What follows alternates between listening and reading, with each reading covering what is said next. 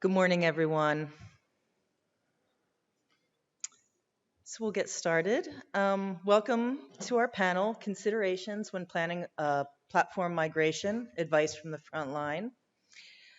We are thrilled to have here today key executives from the major scholarly platform providers. And at some point in your career, it's very likely that you will be involved with the process of platform migration. And that is a fairly big project. So this conversation today will involve, well, it will not involve a discussion on the features and functionality of the individual platforms and speak to one platform over another. Rather, in the spirit of advancing our industry, our panelists will discuss strategies and tactics that may minimize some of the stress around transitioning to a new platform. My name is Marianne Callahanna. I'm with DCL, Data Conversion Laboratory, and I'm going to have each of our panelists introduce themselves. So, Tom? Hi, I'm Tom Byer. I'm the Director of Platform Services at Sheridan Pub Factory. Been working on publishing platforms for the last 20 odd years and have been intimately involved in many migrations. So very much looking forward to the conversation. Hello, my name is Eleni Lialiamu. I am heading product management for Atipon. I've been with the company for nearly 80 years. I'm based in the UK. I'm very passionate about publishing and the transition we're going through in this industry, and I'm really looking forward to this conversation. Hi, I'm Jim Longo. I'm the Vice President of Product Management and Design at Highwire Press. I've been with Highwire celebrating 3 years coming up next month. This is a very interesting topic. We think we can make your lives easier, and we're all excited in our preview conversations about the shared concerns we have and the shared places we can find improvement. So I'm looking forward to it. Great. My name's Brian Trombley. I'm National Sales Director with Data Conversion Laboratory. I've been working with publishing technology for, 39 years now, going back to old mainframe days. Being from DCL, we work with many of you on an ongoing basis, but we work with many of these platform vendors in helping onboard new customers or move customers around as they need to. So, Scott. And I'm Scott Winter. I'm the CEO of Ingenta. I've been working in and around publishing for a couple of decades, and have a lot of experience of migrations of all sorts. But I'm happy to contribute to the panel. Want to thank DCL for negotiating the truce that brought us all together. And I'm Jake Zarnagar from Silverchair. I've been at Silverchair for 20 years, which is odd considering I'm 25 years old. So I believe I was born there. Been involved in everything from the software programming to the migrations over the course of that tenure, currently heading up business development. So I look forward to this conversation. Thank you, everyone. So a little bit about the format today. We really want this to be an interactive conversation amongst our panelists and with you. So I'll be stepping down into the audience while my colleague Brian moderates some questions with our panelists. But we invite you to interrupt us at any point. If you have a question, a comment, I'll come over with a microphone. This will not be a PowerPoint presentation where each one gets up and speaks. Rather, we'd like all of us to have a collective conversation. So, Brian, yeah, would you like to come up?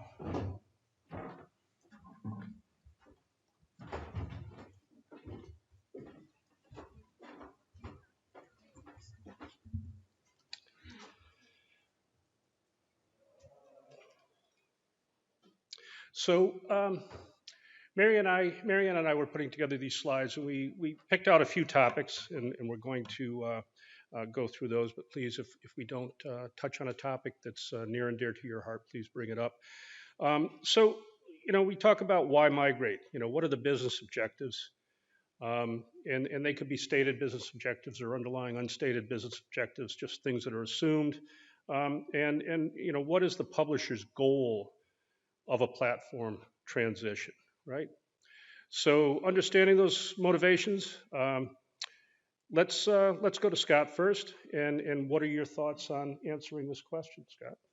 Well, so what we spend a lot of time with on customers on every day is on a lot of details around data and content and specific search engine optimization. And we often do that throughout the project without necessarily being aligned on the high level goals. And I think the key to the success of any project, not just working with us, all of us in our own light, but working with the own teams, is to make sure everyone understands what you're trying to achieve. We find quite often that can get lost in the details throughout the project. So we started with an intent with achieving all these things, but then you quickly get lost in the details. And from my perspective, one of the key drivers across the whole team, whether it be the combined team or a vendor team, is really making sure they understand what we're trying to achieve, whether that's increased revenues, whether that's increased visibility, whether it's search engine optimization, really the drivers around that. And I know when Jake and I were talking earlier, he was saying, yeah, quite often we hear what you don't like what you don't like about your current provider, or That's what everyone's always super clear on. right. Yeah. Here's what we don't like. They haven't thought about what they want, but they're very clear on what they don't want or what's not working currently. Well, so this is what that translates to ultimately is your goal is to get away from something, and it may not lead to the success you want throughout the whole project. And what really helps drive an effort, and it should start from the beginning, is where are we going? Where do we want to go? Where do we need to go as a business? What new capabilities do we need? How does it align with our organizational processes? What kind of streamlined organization do we want to create, and how will this work? And then we can partner with you and make sure that that happens. And like I said, it's not just for us, it's for your own teams as well, because this is a joint effort for everyone that we do. It's us and you working together in a collaborative spirit, and keeping that team aligned around those centralized objectives is going to help everyone. Yeah, and the other thing about having those kinds of goals is you can then have a conversation about how, how can you actually measure the success of the migration process and the new setup, right? If we really understand your goals, then we can set metrics out and we can measure ourselves against that. That's and that really gives everybody common visibility into how well things went, and are we staying on track for what it was you were ultimately trying to do. Yeah, and it's not just, it's really, it does go down to this day-to-day decision making that goes on in these projects. Do we need all of this content in, or what versions, or how does this content need to be structured? Is it going to take us 2 months of rework to get there, or can we get it there faster? And that depends on your business objectives. What do you want to achieve? And so if you can get a really good framework in place for here are my business objectives, and you can evaluate all of these day-to-day decisions based off of that through some sort of framework, and just say, oh, well, yeah, this aligns with our objectives, so we definitely should do it. Some things are not as well aligned, so they're not as critical to the success of your efforts. Yep. Thanks, Scott. So, obviously there's major stated objectives when the publisher decides to move. But oftentimes there's possibly some missed opportunities, some missed business opportunities. And Eleni, maybe you can speak to that a little bit? Thank you. I mean, obviously, when you think about a migration project, the first thing you think is you're going to transfer what you had from one platform. That's certainly not me doing this. I can verify that. So, the word migration, the first thing that we all connect with is there are a certain set of capabilities and features. We have them on platform provider A. We're going to move them to platform provider B. That's all good and well. But what if migration project is a unique opportunity for you, your organization, to really rethink your strategy, review how you can increase your efficiency and create optimization, and really think about your audiences and your content more broadly. So let's just think of some angles around this. First of all, we are going through a transformation, and we are seeing initiatives around open science and reproducible science. So wouldn't a migration project be a great opportunity to see what are those capabilities that you need to have in your toolkit so you can yourself contribute into this initiative? Reinforcing data reproducibility, code and data traveling with the article. The reader and the researcher of the future will be anticipating, and already is anticipating, that besides the PDF and the full text HTML, there is code and data there, and that can be executed and can reproduce the outcomes of research. Peer reviews, right? How can those be published along with the article, creating a valuable framework of collaborative scientific outcomes? Take a broader look at your content. Primarily, of course, we're talking about scientific content and what it is an article. But you know what? There is more into it. Of course, there is videos and podcasts, there is books, there is archives, newsletters, all kinds of content in terms of media and content types that are so relevant and becoming even more important as we're working towards the future. So you could consider, is it only the articles that I'm going to be migrating? Is it other content types that I have already in other platforms? Is there content types I'm interested in bringing into my platform? How maybe I can bring them all together in a new platform? What business opportunities would that open up? Could I create collections of content that cross and combine books and videos and articles and target those to users that are interested in cell biology, like my son, right? And there is lots to consider there. Another aspect is your audiences. Obviously, the first audience is the reader, the researcher, the author. They are consuming the scientific outcomes. But there are more audiences out there that you could service through valuable content that you have on your platforms. Corporate employees, people that are working for pharmaceuticals, research companies, or other corporations who could be consumers of all those collections that you can create and service to them. Obviously, in the same regard, you can think about educational channels. Could your content be delivered to the instructor or the student through some learning management systems? I think the most dear to my heart when I think of migration is really taking a fresher look on the experiences you deliver. Not only on your site, but on your platform as a whole. You know, there's so many actors in this ecosystem that are touching your site, and you're delivering experiences to them. You're not just delivering features and capabilities. So a migration project is a great opportunity to really think, what are the experiences I want to be creating? And where would you start? First of all, by observing. There's no better way than understanding what's happening today. How do you do that? Using data. There's lots of ways you can do that. You can use tools to record the sessions of your users. You can have heat maps. You can use Google Analytics, your own reporting tools. You can do interviews with users. The point is that you're trying to understand where you are, what the experiences you're delivering today, and how you want to sift them and really create new value for all the stakeholders. So obviously, you know, all these four ways of approaching a migration project, I think, give some different way and perspective into what can be achieved, and which is doing things probably differently, more efficiently, and opening up the horizons quite significantly. Great. Thanks, Eleni. Anybody else have a Yeah, comment on that? I think you tied both the questions together in terms of goals and objectives and what the migration is actually trying to accomplish. Because if you're aligned, if your goal is to drive a richer feature set or to transform the user experience, that comes at a project time and cost. If your goal is to reduce cost and to simplify, then you need all the teams aligned to that path. I recently ran a migration internally on Salesforce.com, and we made a conscious decision to simplify. And I had to take the functionality that Salesforce provided in order to get to the goals and objectives and the price points I had budgeted for the migration. It led to some tough decisions internally, just like we ask you to make some tough decisions sometimes through that migration process. But ultimately, if we're aligned on the goals and objectives and we're clear about it, and all the team's clear about it, and we keep, and I love Elena's passion for the user, if we keep the idea in mind of what experience we're trying to create for the end user, are we looking at response time? Are we looking at scalability? Or what measures are we looking at in terms of making the decisions and making the trade-offs you have to make within the build? We have much better outcomes when there's alignment.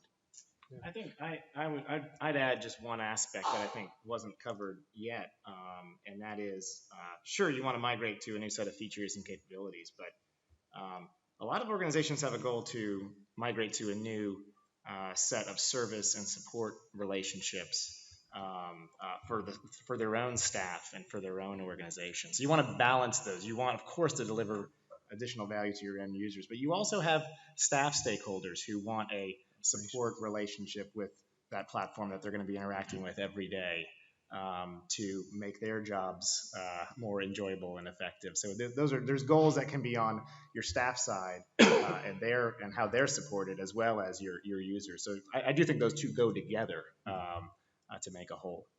But I think to boil it down tactically and practically, if you're going to create an RFP and you're just keep throwing stuff into it, I know enough about how we all cost things.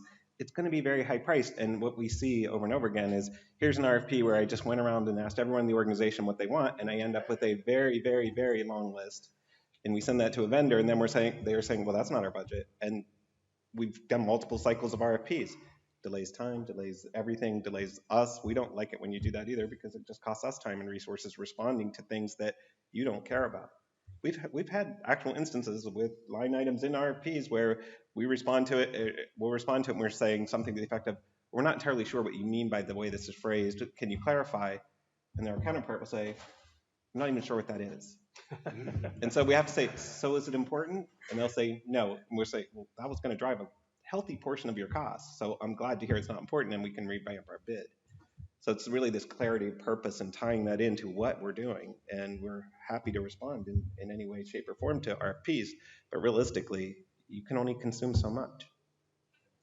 And to follow on from what Jake was saying, I do think that in looking at the various platforms, and when you're going through this process, it really is a question of fit, right? You're really looking for an organization that matches yours well, because as Jake said, it's that perfect combination of, is the platform going to service the goals that we're looking for externally, but also are the internal parameters being met? Do the two organizations mesh well? Do they talk the same language?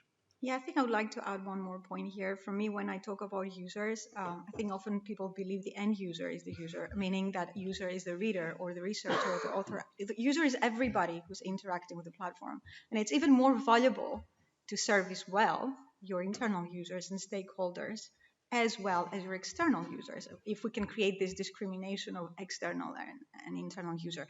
But by user and value creation, it is really understanding the interactions of the marketing person or the editorial or the customer support or whoever interacts with the platform in any context.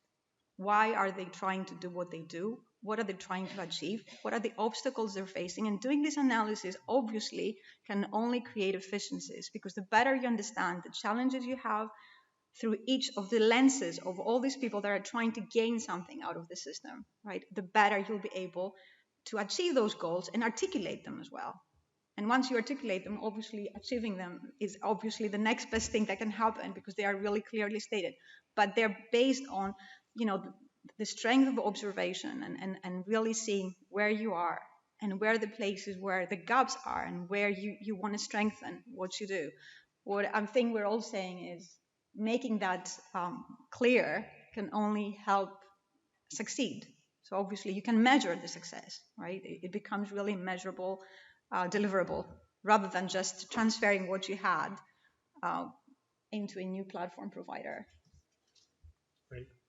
Any comments from the audience? Because this is a conversation amongst all of us, and not just these people up here. But if nobody has any comments or questions, I'll move on to the next slide. So I know some of you have gone through one or two migrations in your career, and I've actually seen, publishing organizations go through two migrations in a 3 or 4 year period for whatever reasons.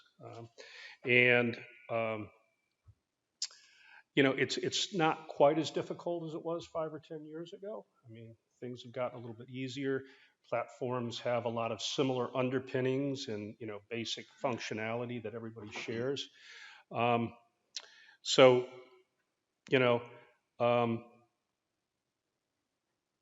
Jake, what do you think is different now than it was 5 or 10 years ago for a publisher wanting to make a move?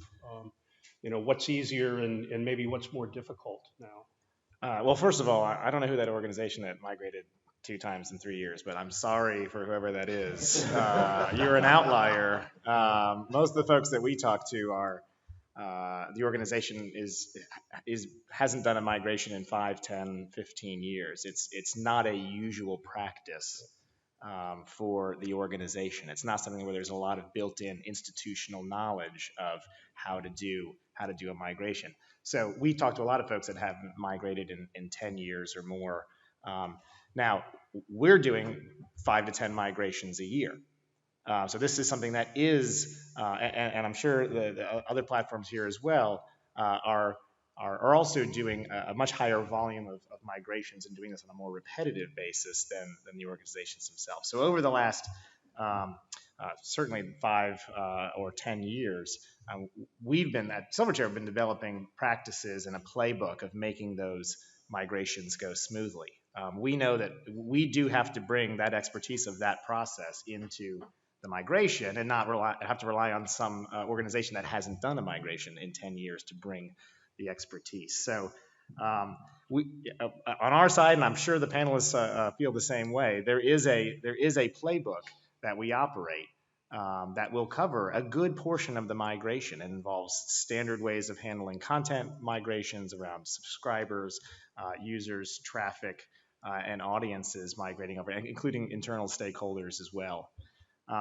And so I know people sometimes have a little bit of a dated view of that. They've heard of a migration project from 8 or 10 years ago that just went completely off the rails. And of course, it's very important to think, how can I avoid that happening in my organization? We're going to talk about very particulars about what to think about ahead of time. But I think overall, I'm glad everyone in this room is here because there has been major strides from the platform migrators. I mean, the evidence is simply in the numbers of migrations that are going on. Migrations are shorter now than they used to be. Our migrations are half as long as they were a few years ago. They're not these mega 2-year plus projects out there. They're much shorter than that, much shorter than a year for most folks. So it is an area where we've been increasing our expertise, and the folks who are migrating now have gotten the advantage of all of the kind of collective platform and industry learnings over the last 5 to 10 years of how to do these migrations in a kind of managed risk way. And I think to just expand a little bit too, one of the things that, I mean, Jake just hit a really solid point that we do this all day, every day. All of our organizations are all day, every day worried about migrating content around, migrating data around, working with vendors, working on content cleanup, working on all sorts of things. So if there's an area you're struggling with, honestly, just reach out to us. If you need a content cleanup or your content's older or dated or whatever, all of us have a lot of relationships with a lot of people in the industry who are doing these things. I mean, we are as connected to this industry as we can be, being a provider, but it means that we do have connections. We have connections to people who can clean up content in a cost effective way, and those types of connections. And I think everyone would agree. Just reach out to us and we'll help you. On the extended desktop. He's on the panel. Yeah. From my perspective, I think one of the things that's been interesting over the last several years is the depth and the product offerings that we all have has expanded, and as the expansion of product offerings means there's lots of different types of migrations that we're doing. So we have an identity management system, for instance, and now we're involved in very deep integrations into an access control system that we weren't looking at previously because of the expansion of the product line. So we're having more touch points, more complexity. We have seen migrations take quite a while in the past, and we're doing everything we can to make sure that either whether we're a pitcher or a catcher on the migration, that we're doing everything we can to streamline that and building tools and services to make the migrations easier. There are some standard boards that are happening. NISO is working on some standards that can help in terms of the formatting of content to make sure there's easier transformation. The work we did on the submission systems for the transfer mechanisms with NISO as well can help in terms of moving papers and content back and forth. So there are some moves underfoot to put some underpinnings in place to help smooth some of the bumps. And last thing, you mentioned content, and I can't get away without talking about content. Your migration won't fix your content problems unless you fix them problem, right? Your migration won't fix your dysfunctional decision making. And I'd like to fix that for you, but if there are if your organization isn't aligned around the decision making processes going into the fact, it isn't going to get better in migration. It sort of reminds me of when a couple renovates a home. You know, there are a lot of divorces that happen just after that gets done. It's a very stressful time, and the more alignment you can do, and the more pre-work you can do in terms of getting yourself ready, planning, having a detailed plan and resources, it's a big lift to do a migration, we'd like to say it's easy and magical, but it is going to be a burden on the organization, and it's going to tie up some of your team for the better part of a year to a year and a half, depending on how complex things are.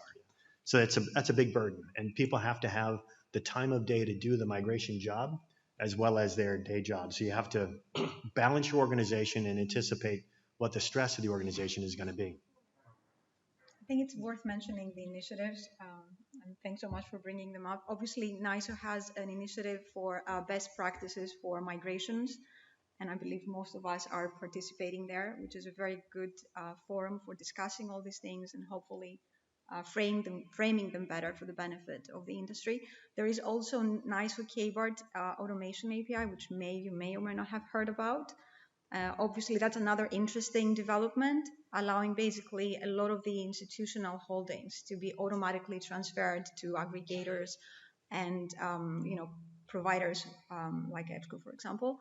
And of course, I think the idea of a run book and a checklist, I think it's something we are also very much advocating internally, which really encompasses not only the content aspects, but also all the aspects of the ecosystem. Obviously, the discoverability, and by discoverability, it is Google Scholar and Google Web Search, but also is all the aggregators and the link resolvers and the institutions and the libraries, like all the touch points that your content has. Let me not mention, because I read a lot about climate change lately, all the beautiful articles that are cited in news channels, right? There's a lot of scientific articles that are cited outside of the scientific community. So obviously, going through a checklist and really making sure that all the things that have to be in place are in place, and doing it in a systematic way and in a way that's repeatable and also can be checked that all these things have been validated. I think it's a very good practice, and I believe NISO will be hopefully advocating these practices for all of the industry, which is a very, very positive development.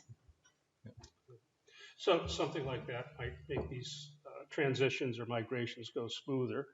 But once a publisher decides it's time to move, then there's a tremendous amount of resource that's both internal and external, service providers, consultants maybe, internal resources and staff, your existing platform vendor, the new platform vendor.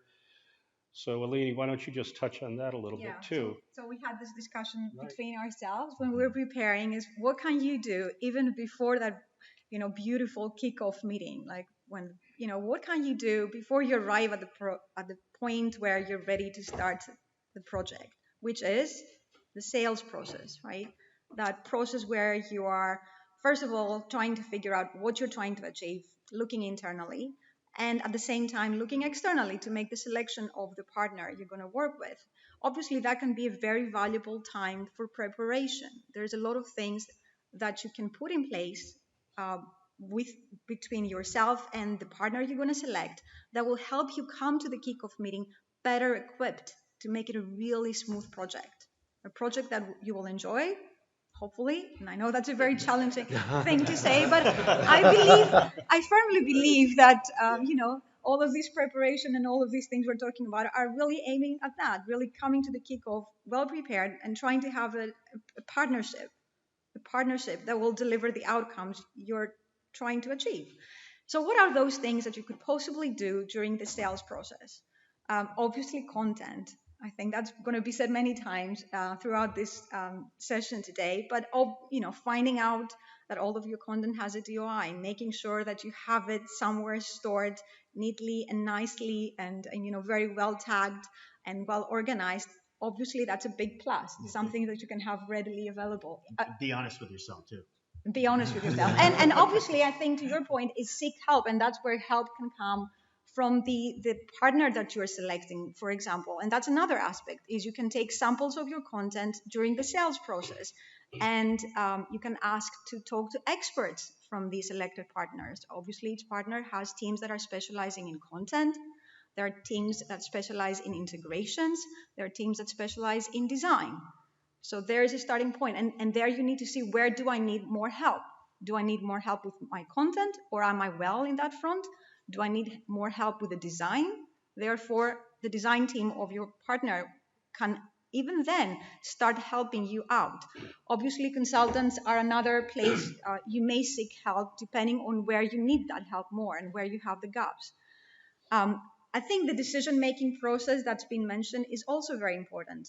Let's say that you engage with the design team of your selected partner through the design, the sales process, and you are debating alternative designs approach you could be taking. So the partner is presenting you options. You have to have a way to be making efficiently those decisions so that you can be turning around faster. And if you practice that during the sales process, and it becomes easier when you're going to go into the project itself. Another important and simple thing to do is take an inventory of all your systems. Really, what are the publishing systems that your current platform integrates with? Find the people that know these systems well, who understands why the systems are there. What data are they consuming? What data are they outputting? What are the workflows the systems are participating in? I mean, this could be simple things that you already have, but also putting the effort to do that during that process can be extremely beneficial. And of course, I would say starting earlier, no matter what, can certainly be something to take into consideration. Obviously, you have to allocate some time, and therefore trying to give yourselves time is a good thing to do. Elaine, when you talk about systems, it's easy to see the systems that have interfaces. It's finding the systems that have only technical interfaces, and there's a lot of them that make the operations work. So engaging your technical staff to unearth those few systems that are actually the core systems that are just shuffling content from area to area or performing some tasks. So getting those on manifest are also important. On the radar, yes. Yeah. And for me, it's what I call workflows, right? Because what matters in the end, no matter how many systems there are and APIs and technical, non-technical interfaces, there are workflows and outcomes. So if you chart those out and you understand what are the workflows, who are the people that are participating in my organization with these workflows, you will hopefully you will find the systems as well by doing this process. But I would also just say, don't take this as sort of an overwhelming task that you need to totally encompass before you even start, right? Because as Jake pointed out right in the beginning of this discussion, you guys don't do this very often, so we don't expect you to be experts. We do this on a regular basis, and we'll point out where we don't understand, where we know that there should be a system in place here somewhere, whether whatever it is, and we'll help you sort of figure out what it is. There is really we've been through this a lot. We've got our playbooks of all the various things that we need to take into account, and we'll help you dive down and figure those out. That you should be looking for that from your vendor to help you lead through the process, because if we're not experts on this, then you're in trouble. Yeah, I think Tom, this is a very good point, and I think it kind of circulates back to what I said. Is really trying to engage during the sales process with the expert teams of the partner, which could be content, design, and integrations. And obviously, the integrations team that each of us has are the right people and the experts to help you in this discovery process and help you go through it. I think I have a question. All right. Question from the audience. Hi, I'm Sam Burrell. I'm a consultant at Renew Consulting. My job title is a principal consultant for platform migrations. I'm actually not going to pitch my own services, but there are other consultants who do this too. But Eleni and Tom, some of the points you're picking up there that I think we see from what we do that's really important is publishers, societies having a look at where they are now before they start the process. And so I think there's sometimes a gap between resourcing within the organization to take the time to look at that stuff, to think about goals, actually before anybody starts talking to you guys in a sales process. I mean, I think they should be talking to you anyway, just to get a feel for what you guys are like. But there's a piece of work there that doesn't quite sit yet with you because it's before the process begins. So I think when you're thinking about a migration, you don't have to outsource it, you don't have to use a consultant, but you do need to resource up to do precisely that work, to have a look at where everything is now, how your processes are working. So I guess what I want to say is absolutely what you say. That's a gap that needs to be filled somehow, whether it's internally or externally. I'll have to admit there's a sort of uncomfortable tension here that we've found in discussing with some of our publishers, that in that period before everything's sort of out in the open, they don't necessarily want to know, people, their current vendor to know that they're looking, and they may or may not have the wherewithal to figure out some of those answers without actually doing the poking, right? Because I mean, some of that stuff actually resides with their current vendor. And I think to that point, I mean, I was telling some of them earlier, I think we've had instances where we have had people come to us and saying, just so you know, we're going to look out and we're going to migrate off. And we'll say, well, okay, talk to me. What are you looking for? And they'll say, well, you can't do these things. And we'll say, what do you mean? We turn those off as a result of our future conversations. If you want them turned on, let's just turn them on and we can move on. And so I will say that feel free, at least if you're an Ingenta customer, feel free to reach out to us with your limitations. We'd be more than happy to talk to you about what is a perceived limitation. The other thing is, when you talk about integrations, people think of it as just this transfer of data, but it's also the transfer of limitations of your other systems. So often the end result is in what we provide, but the limitation was built in way early in the operation. So whether it be in how your content's structured or anything along that lines, it's just reflected in our platform. So it becomes a situation where, as you look at your overall technical ecosystem, you need to kind of track down where are the breaking points that are misaligned with your business objectives. Yeah, I could pile on by saying that understanding what your current vendor is doing for you is a critical thing. I was just in a major conversation with the publisher, and they didn't really understand the technologies and the transformations that their data was going through as it was moving through the vendors, and they didn't understand why it was happening. They looked at the outcome, but they didn't have full knowledge of what was happening to their content over time in order to get to the platform. And that inventory that Elena was describing is the kind of exploration, is having a full understanding of what's currently happening with your systems will make you much better prepared to help your new vendor understand what your expectations are. And abdicating or being ignorant of what's happening to your systems and content makes it much harder to serve you. Yeah. We have another question. Go ahead. I'd be interested in comments on the team on something that I don't think any of you have mentioned, which is project duration. We often get RFPs that say, well, we need to transfer by December 2019. That's okay, isn't it? And it's February, and you say, sure, yeah, we can do that. And then they say, well, we'll have a decision by mid-April, and you can still do that, can't you? And you say yes. And then they say, well, it's mid-April, but we really need another 6 weeks because we haven't made our minds up. You can still do December 19, right? And then you sort of say yes, but I think there comes a point in that process where you have to say no, and this is now unrealistic. And there's a tendency, especially from a sales perspective, to just say, of course we can do this, but in fact, you're jeopardizing the entire project by compressing it into too short a timeline, and you have to be transparent with your potential customer and say, no, if you miss that deadline, we cannot get that done. I'm just interested in comments on the importance of those deadlines. Sorry, are you a plant? Did we plant him down here? Thank you. It is important to risk management is really important, and the more you try to compress by taking longer in a process, or if you haven't planned enough time up front, and then you're thinking, well, I'm just going to keep squeezing the migrating platform into a smaller and smaller box, and I'm going to expand mine. It increases the risk. It doesn't always make it impossible. It still can be possible, but certainly I think we'd say that if we had a a great 7 or 8 month migration plan and someone asked us to turn it into a 5 or 6 month migration plan, there's going to be some trade-offs in doing that. There could be some trade-offs to risk. There could be some trade-offs to scope. You could look at a multi-phase type of approach at that point, and you can avoid that if you plan early enough and then stick to your.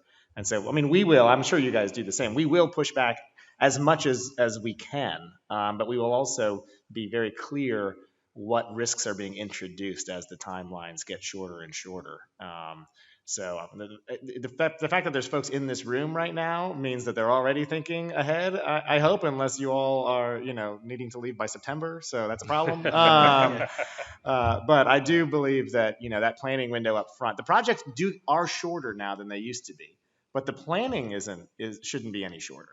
So that means you gotta get that done well ahead of time. Yeah, I would add that that's true for the decision-making process to make the move, but also once the project's in flight, if you add 6 weeks of indecision around a critical decision that we need in order to build the project, you pressurize the project unrealistically. So the risk management happens not only in the decision time, but also in context within the project itself.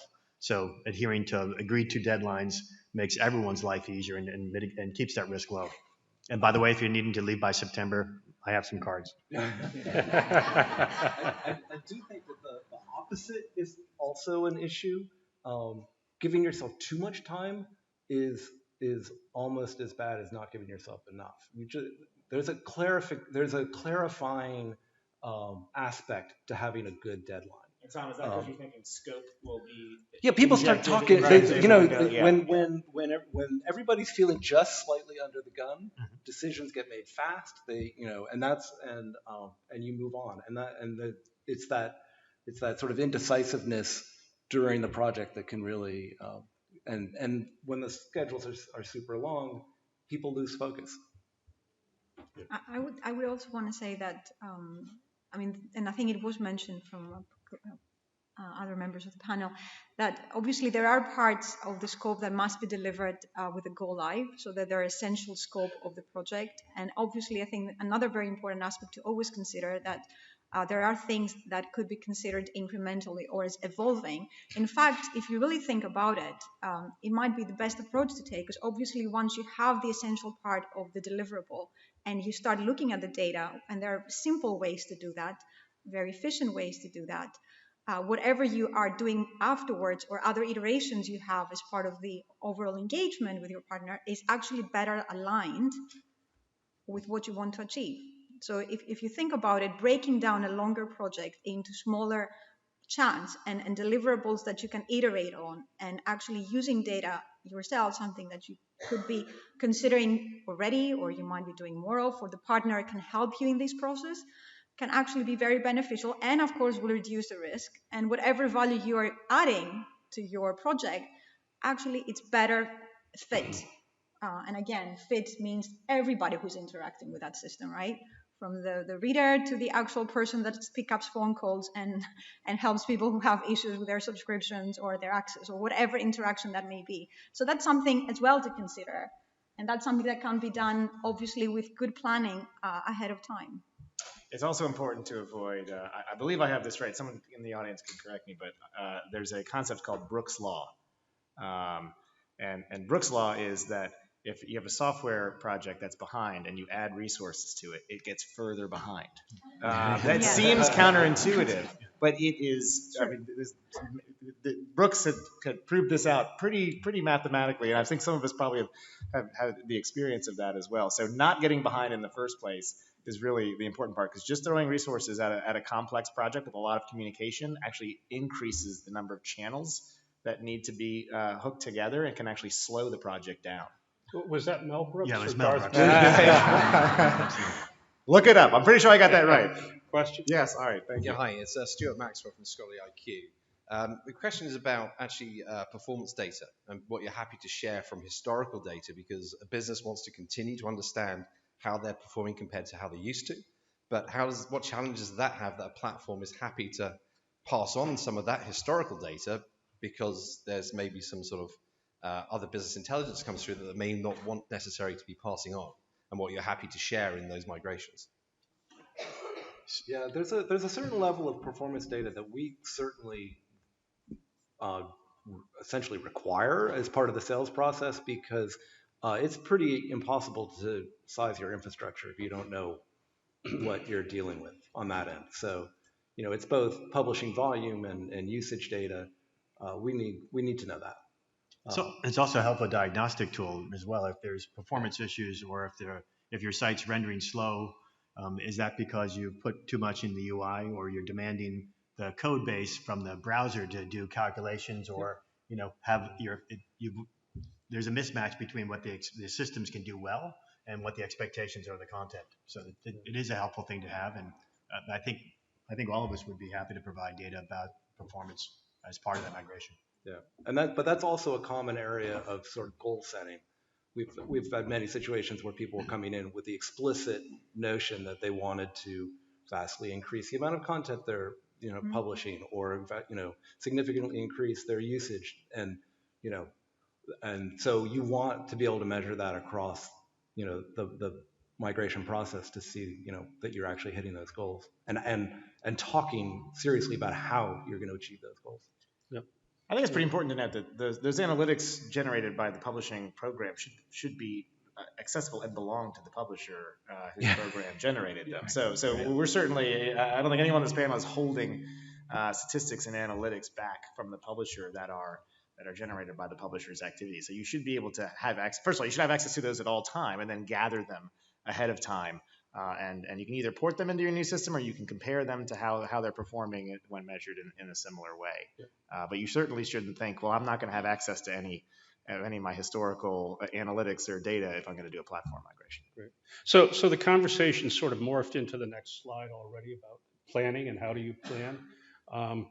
And one of the big, once you've decided on a vendor and you're planning the migration process, content's an important topic. Everybody's touched on it a little bit, but just from DCL's perspective, we're typically involved in these migrations from a content perspective, and it's surprising when a publisher or a vendor partner comes to us and said, hey, we have this RFP, and here's some metrics on their content, and what do you think it's going to cost to migrate the content? And usually it's an article count and nothing else. And so we really like to look deeply into your content. We want to find all the dirty bits that have been lurking there for years. It might be your job to push this migration through, but maybe you've been with the organization for 5 or 6 years and you've got content that's been laying around for 30 or 40 years, and it's been converted to XML from a variety of sources, and nothing is exactly the same. Brian, everyone gives you a sample of their best performing, most best content. Well, no one wants to send you, the content. I would just urge you to really get to know your content before you start the process. And I'm surprised some of the folks we talk to, the publishers, when we say, well, can we see samples? We can get them to you next week. We have to go to our platform vendor to get our content to give to you because they don't keep a copy around the house. So I would urge you to do some deep digging into your content. Find the things that are missing. I know Eleni mentioned DOIs. A lot of times we see missing DOIs. We'll find references that aren't tagged correctly or structured correctly that you probably want to clean up and normalize. People forget, oh yeah, all our math and equations are image-based. We need to go to MathML. Well, that adds a layer of complexity and affects the time frame for getting that conversion done. Yeah, I think we all have some tools as well to help you do the analysis, to look at your content stores and to see it visually if it's mismatched. And since we're talking content, also subscriber data. Your institutions, your naming, your conventions, your standardizations. There are some great resources now that can help with standardizations of institutional naming, organizational structures within institutional libraries and their sub-libraries. There's a lot more resources available, and that's a great place to have as a gold standard to compare your content to, whether it's both subscription data or your research content. Right. Question in the back? I'd be interested in hearing the panel, and sorry, full disclosure, I'm Thane Kerner, I'm a colleague of Jake's, but I'm really interested to hear from either audience or you about Agile. So Agile is such a sweeping methodology in software development now. It's been mostly adopted across software product development. I don't know to what extent everybody there, I bet everybody uses it in some ways, but there is a fundamental conflict between Agile methodology and a sort of fixed schedule, fixed deliverable migration. So you might have an organization using Agile for internal product development, their platform roadmap as a product, but maybe using something different, or they might be trying to use Agile across organizational lines. And I think that's the question is, what's the experience trying to use Agile across organizational lines? Have you made it work? And also, what do our customers know about that and know about those fundamental tensions? How well do they understand what Agile implies, which is the fundamental implication of Agile is there's a set of resources and they're going to do the best they can. I hate to say it. That's what Agile to a certain degree comes down to. So what's your experience using Agile across organizational lines, and how do you help customers understand what those implications are? I would say before we answer to this, that to clarify, I think agile practices, I mean, if we talk about Scrum or any of the other practices, it doesn't mean that there are practices that advocate against having deliverables and deadlines. I mean, obviously, there is a different methodological approach in all these systems for iterative value delivery, which is, I think, the most emphatic and different aspect compared to Waterfall.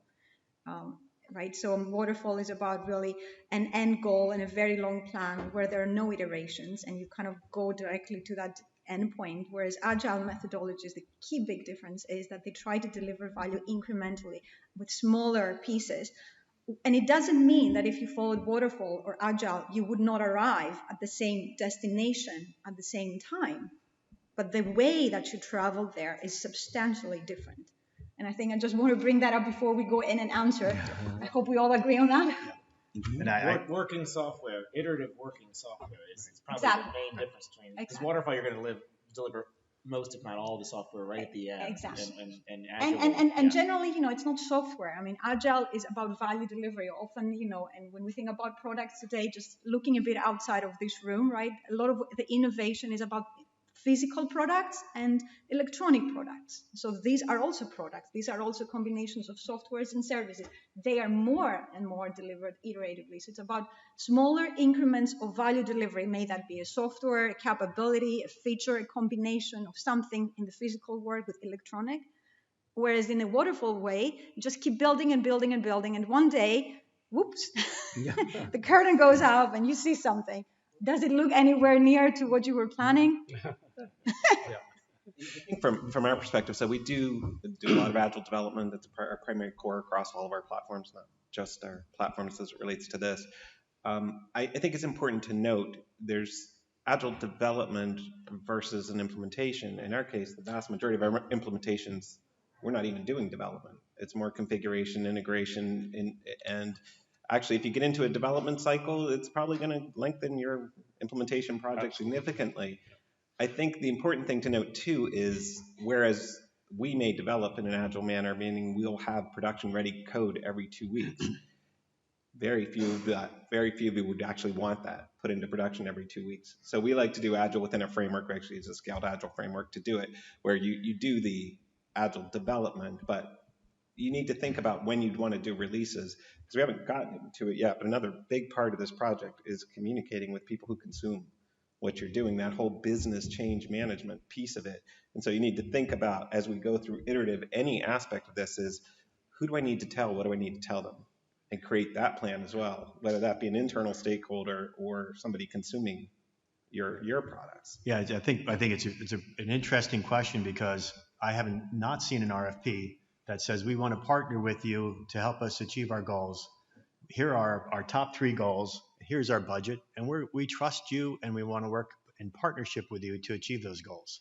Your RFPs that you generate, and all the consultants in the room do the same thing, so it's not like I'm picking on anyone. Give me a laundry list of A through Z that says, here are all the things the system has to do. And if that's your method, then you're then not saying it is iterative or agile. I may use those processes to organize my engineering teams, But if you give me a laundry list and say, this is my punch list, and there's no variability there that says, hey, what in your list to the previous conversation, what's your priority? What are you trying to achieve in your goal? I think we love to partner with our customers and our potential customers to innovate and think through how to do things differently for them. But the mere fact that you give us an 80-page document with 600 lines worth of check boxes, that is not agile, right? That's a delivery of a system to a spec. Quick question here, and then we got to keep moving. Sorry, we've got two more slides. And how much time left? That's not agile. 10 minutes? Yeah. 5 minutes. Okay. There was somebody had a question. Okay, Bill Kansdorf. Yeah. This won't take much time. First of all, great session. Thank you so much for doing this. This is just a comment, not a question, but I would be remiss if I didn't channel my friend Betsy Bowman and point out that a platform migration is a very ideal time to make sure you build accessibility into it. Yeah, it's great. Don't forget about accessibility. Yep. So planning, we've been talking about planning. What role does the existing platform vendor have in all of this? How are they going to support their customer as they walk out the door? Tom, you want to take that? Yeah. So I mean, it's a testament to the professionalism of everybody up here, but I think we've had really good experiences in terms of working with people who are moving to us. And in general, it's all the things you'd expect. We need to get the content delivered to us in a way that makes sense, where we could tie everything together. We need to understand the subscription and account information that's coming to us. And especially around the actual launch of the new site, there's a lot of sort of technical details around redirects, and because really the successful migration is one that, from a analytics point of view, doesn't really show up. You really want to not, you're really concerned about capturing all of your traffic, and this is an area where where people tend to focus on the sort of visual aspects of the platform, where the end users are coming in. But in this day and age, your platform is communicating as much with technical systems as it is with people. Tom, I'd like to reiterate that. What? I'd like to reiterate that in my experience, I do believe that all of you in this room can rely on the professionalism of all the organizations up here on this stage to make these transitions smooth. And we do that for a couple of reasons. One of which is people migrate to and from systems. And sometimes to and from the same systems. We're not. I can probably speak for everyone in the room. If you did leave one of our platforms, you're not dead to us. Circumstances change, strategies change, and there is a ownership changes. Yeah, there is a likelihood that you could be returning. So we're all, it's our job to be a service to you. So we're not going to, and I had never seen it. I've never seen it, and it's actually a testament to the folks up here of anyone doing anything on a migration to impede a migration. And I think there are practical things to consider. Obviously, the point you made about the URLs, having sitemaps or being provided with sitemaps, which is what a sitemap is an inventory or a list of all your URLs. It's a very practical thing. Another thing that you should consider, and I think it's worth reflecting on, is obviously enabling analytics tools like Google Analytics. The point you've made around what matters, right? Of course, there is the visual aspect, and beauty is at the eyes of the beholder. What looks beautiful to me may not look beautiful to Scott. Having Google Analytics in your platforms already, at least from the audience perspective, will allow you to measure some aspects in a consistent way, in a way that it is comparable on before and afterwards, because other data that might be there or might be available to you that come from the platform will not be comparable on a one-to-one basis. That can apply also for Counter 4. I mean, even if there are Counter 4 data, trying to compare them can be a challenge because there are some variances on the practices that are applied. So obviously that can be a very challenging exercise trying to perform this comparison. And we've seen that many times, because ultimately what you want to have a successful migration is that these beautiful new sites with all these capabilities that come from back end and end users, is increasing some numbers, right? It is producing some better outcomes, right? Maybe sessions and downloads and people that are coming through Google referrals, whatever that may be. So these are some things to consider.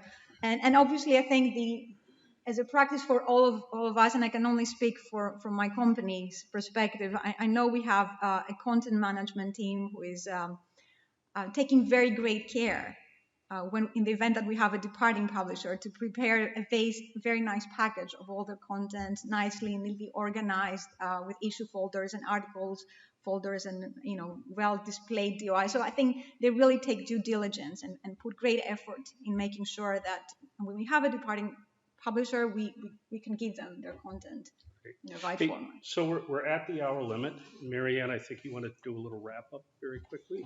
Yeah, well, we are at our time. We were going to have some closing thoughts, but I think all of our panelists really did sort of touch on everything they wanted to say. It was such a joy to bring everyone here together. I think it really is a testament to the industry in which we work that we can have a table full of competitors and a very civil conversation to help advance all of your scholarly communications. So thank you all very much for your time. Thank you.